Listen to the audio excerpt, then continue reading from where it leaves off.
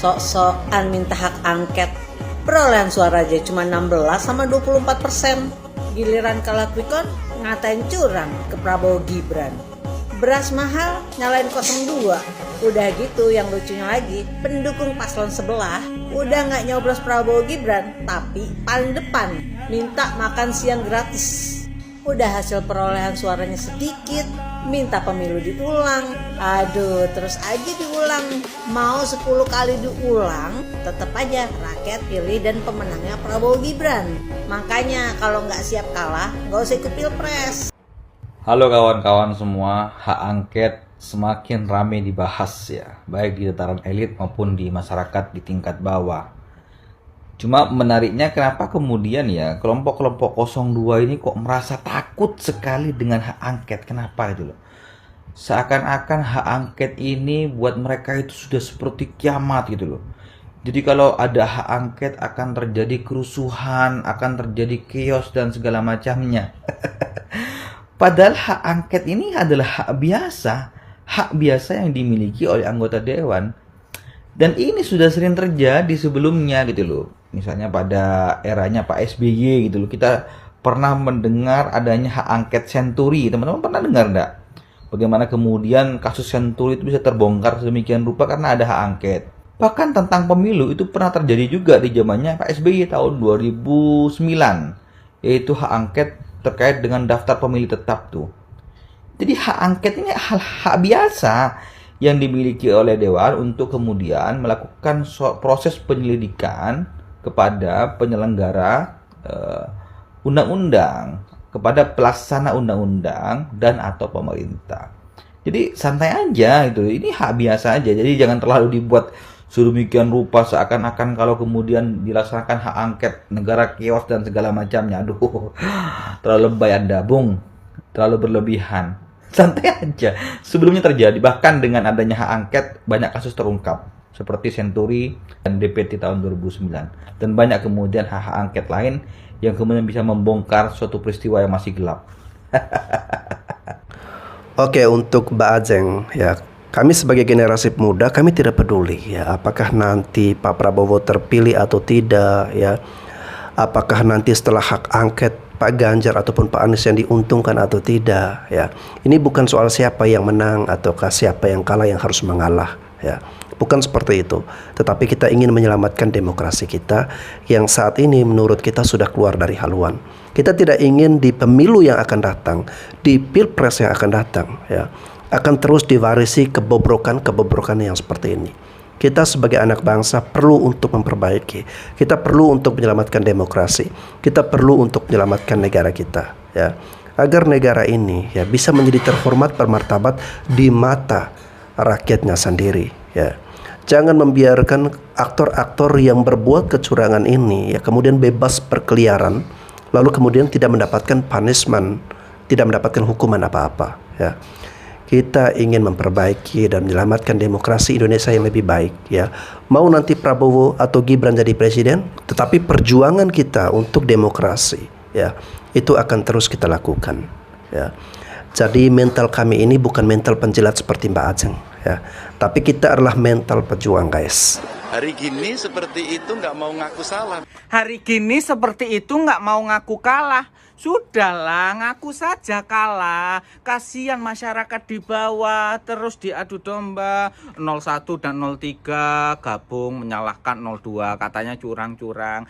Padahal lontaran curang-curang itu dari atasan. Kalau yang bawahan itu cuma ngikuti atasan saja. Kalau yang atas bilang sudah ini benar hasilnya yang menang Prabowo Gibran, yang bawah juga pasti nurut loh Pak. Pak, sudahlah ngakui kalau kalah. Siapa sih yang melarang Bapak untuk mengakui Bapak kalah? Hah? Bu Mega? Mega Sari? Mega Sari yang jualan lontong? Iya, Mega Sari jualan lontong.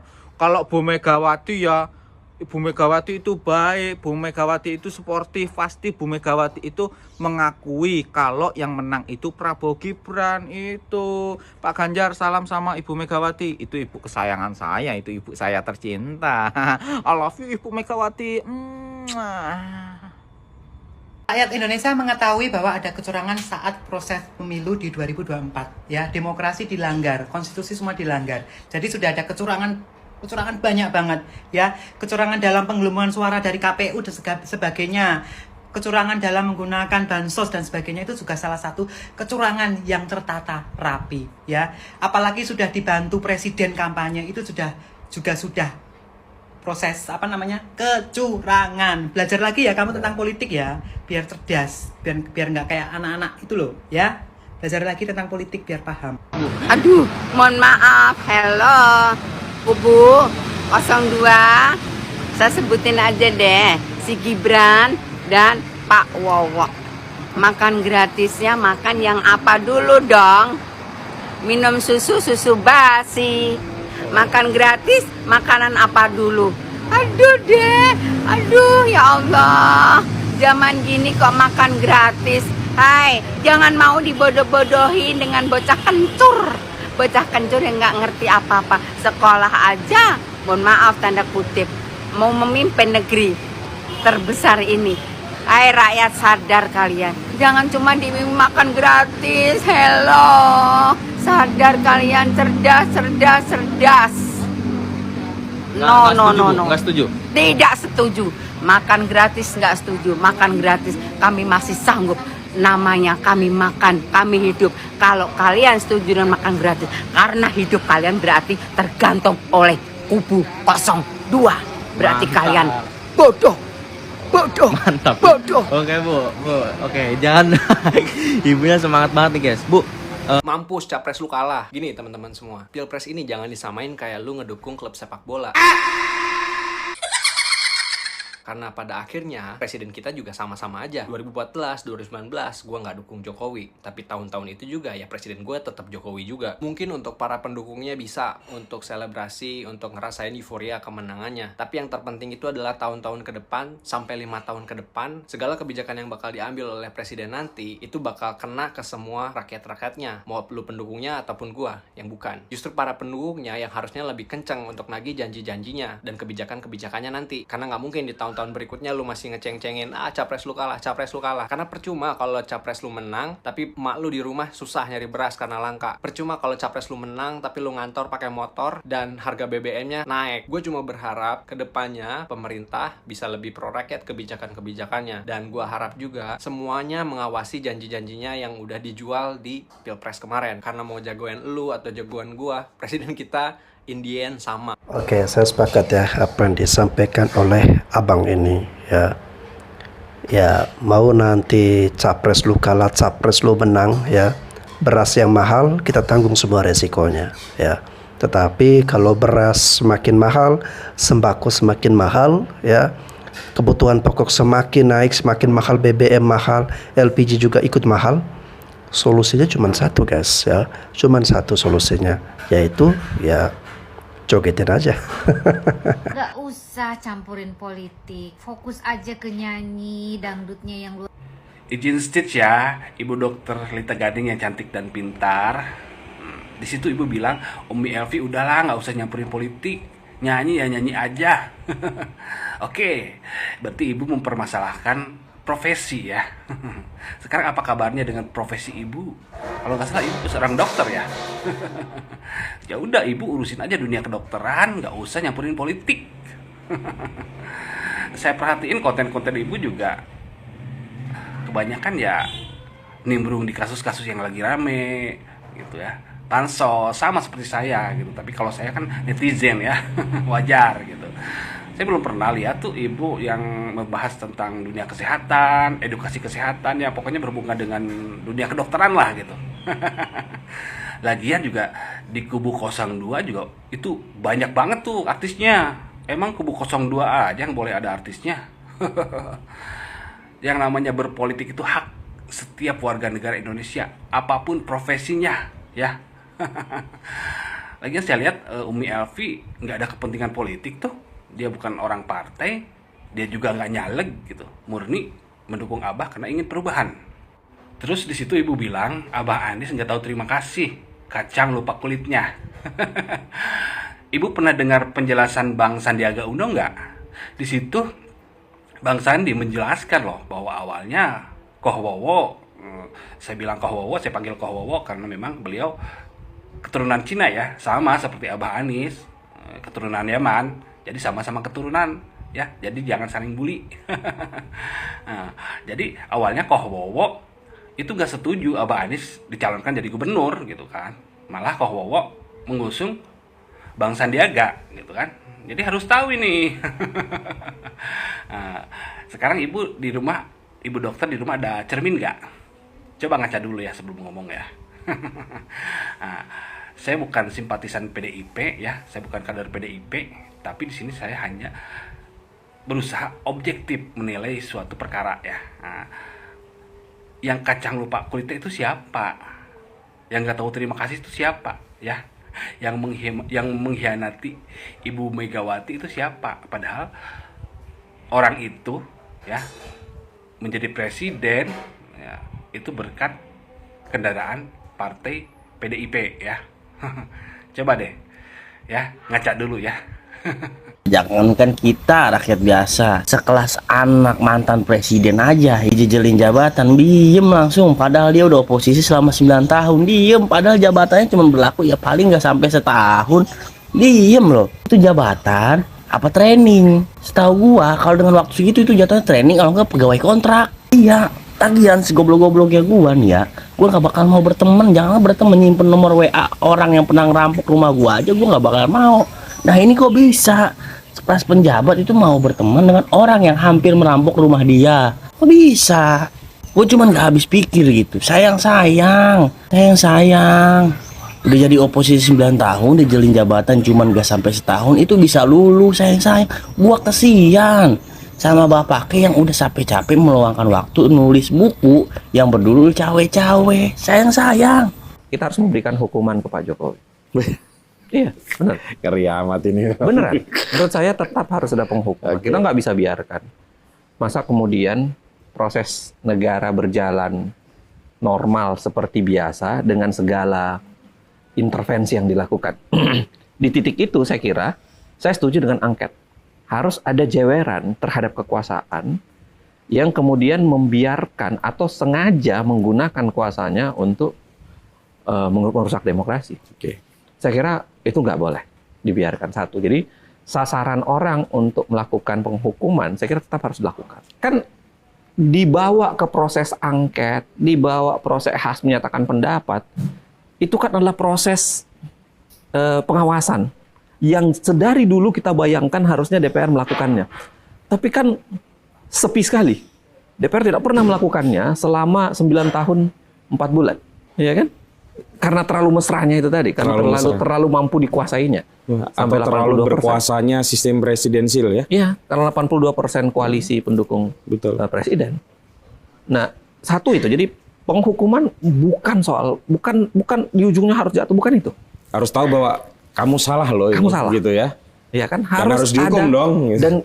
Dan orang yang punya kapasitas dan kewajiban mengingatkannya harusnya berdiri di atas untuk mengingatkan itu. Makanya saya bilang, angket itu bukan sekedar panggilan politik. Itu adalah panggilan zamannya sekarang untuk menegakkan kembali bahwa kamu salah. Akan datang suatu hari di mana Insinyur Joko Widodo diminta pertanggungjawaban oleh Yang Maha Kuasa, Allah, Tuhan seluruh sekalian alam. Bahwa tidak ada yang bisa ditutup-tutupi oleh seorang Jokowi. Tidak ada yang bisa ditutup-tutupi oleh siapapun yang berada di barisan rezim hari ini. Anda ditunjuk sebagai presiden, Anda ditunjuk sebagai ketua KPU, Anda adalah pemegang amanah, penentu lurus atau tidak, tegak atau tidak hukum di negara ini. Untuk itu, kepada Kepala Negara Insinyur Joko Widodo, tolong gunakan hati nuranimu yang paling dalam. Ini bukan masalah 01, bukan masalah 03, bukan masalah 02, tetapi masalah filosofis kebenaran dan untuk menegakkan keadilan secara sebenar-benarnya, untuk dibuktikan secara benar. Saya selama dia jadi gubernur DKI kan, teman-temanku kan banyak di DKI, saya tanya-tanya mereka kan, apa saja yang dilakukan orang itu di Jakarta, di DKI itu? Gak ada, Pak. Bahkan ada seorang yang pernah menjabat, waktu itu pernah ditunjuk menjadi penjabat sekda, saya lupa namanya. Saya ketemu, bagaimana keadaan Pak Jokowi? Aduh, payah Pak, sekda ini. Oke. Nah, gimana payahnya? Dia itu kalau rapat tidak pernah selesai. Ya, pimpin rapat 10 menit tinggalkan karena membusukan. Jadi tidak pernah ada keputusan yang kita ambil dengan dia. Lalu bagaimana? Ya justru dieksekusi oleh Ahok. Jadi kawan ini memuji Ahok justru kalau dia bandingkan dengan Jokowi yang tidak pernah tuntas memimpin rapat. Ahok itu memimpin rapat sampai tuntas dan dia bisa eksekusi. Kaget juga saya. Jadi Jokowi itu sama sekali tidak punya leadership. Leadership ya. Tidak punya leadership. Ini ancaman besar terhadap negara. Itu. Prof, apa akibatnya sebuah negara, sebuah pemerintahan, sebuah bangsa kalau dipimpin oleh pemimpin yang tidak punya leadership atau pembohong seperti yang Prof katakan? Semua berantakan, Pak. Karena negara itu adalah satu proses mengeksekusi kebijakan. Membuat kebijakan, mengkampanyekan kebijakan, mengeksekusi kebijakan, mempertanggungjawabkan kebijakan. Dia tidak bisa memahami kebijakan aja keliru. Baca aja semua kebijakan-kebijakan dia. Memahami soal bansos misalnya, itu keliru besar. Bansos itu selektif terhadap pihak-pihak yang sangat membutuhkan. Dan yang paling tahu siapa membutuhkan bansos itu adalah kepala desa, atau mungkin lebih rendah dari itu. Bukan presiden yang kemudian muncul di pinggir jalan membagi-bagi itu. Itu di luar konteks kepemimpinan itu. Jadi seharusnya melakukan itu kepala desa ya, membagi-bagi. Itu paling tinggi kepala desa. Seharusnya sih eksekusinya kepada RT. Ketua RT RW itu. Bukan presiden ya? Bukan sama sekali. Jadi bukan presiden yang harus membagi-bagikan bansos di pinggir jalan. Menteri sosialnya tidak pantas kok, apalagi presiden. Menteri ada kerjaan lain presiden itu. Ngawur aja. Di depan istana lagi, itu pelecehan terhadap istana, Pak. Pelecehan itu sebenarnya. Tapi ada saja menteri yang ketawa-ketawa di sampingnya. Itu. Memuji-muji bahwa presiden membagi di istana. Ini sama tidak pahamnya semua. Jadi negerinya diurus oleh orang-orang yang tidak paham. Bagaimana seharusnya negara yang diurus? Kasihan kan pahlawan-pahlawan kita yang sudah meninggal, berkorban untuk negeri ini, membangun negara ini. Ternyata negara seperti ini jadinya. Memalukan, Pak. Sedih saya. Luar biasa ini netizen apa yang disampaikan Prof Ilyas ini. Prof Ilyas ini adalah orang yang expert ya, pakar pemerintahan dan politik. Jadi apa yang disampaikan sangat memberi kita pencerahan. Buat para pendukung paslon 01, 02, 03, kalian tonton ini sampai selesai, karena insya Allah melalui video ini kalian akan mendapatkan hidayah dari Allah, dan kalian bisa bertaubat kepada Allah, dan kalian bisa meminta maaf kepada orang yang kalian sakiti dengan lisan kalian. Hari ini ada orang yang curhat kepada saya di Instagram. Dia mengatakan bahwasannya dia satu kampung dengan temannya, dia berteman baik sesama muslim. Hanya karena beda pilihan, temannya itu nuduh yang macam-macam kepada keluarga dia dan dia. Dikatakan cair, dikatakan dapat sembako, dikatakan perkataan-perkataan yang keji dan hina, difitnah mati-matian yang sama sekali dia bisa bersumpah tidak mendapatkan apapun. Saya heran. Ini tuh cuma coblosan sekali. Kenapa kalian itu bisa dengan mudah ngomong perkataan fitnah, menjatuhkan, menjelekkan, menghinakan, menfitnah orang? Di beberapa konten saya itu nuduh saya, sudahlah saya maafkan kalian. Tapi kalau ada orang yang sakit hati atas tuduhan yang tidak benar dan fitnah, karena tuduhan yang tidak benar itu jatuhnya fitnah, dan fitnah adalah suatu kezaliman. Awas, An-Nisa 148, Allah Subhanahu wa taala mengatakan la yuhibbullahu jahra bisu minal qaul illa man dzalima. Allah itu membenci perkataan buruk yang keluar dari hamba, kata-kata buruk, kecuali yang keluar dari lisannya orang yang terzalimi. Ingat, ketika tetangga kalian sakiti dengan kata-kata kalian, hanya saja berbeda perkara dunia, dan dia tidak terima, dan dia sakit hati, dan dia menuntut kamu di akhirat, atau dia mendoakan keburukan kepadamu, apakah itu terlarang? Itu boleh-boleh saja.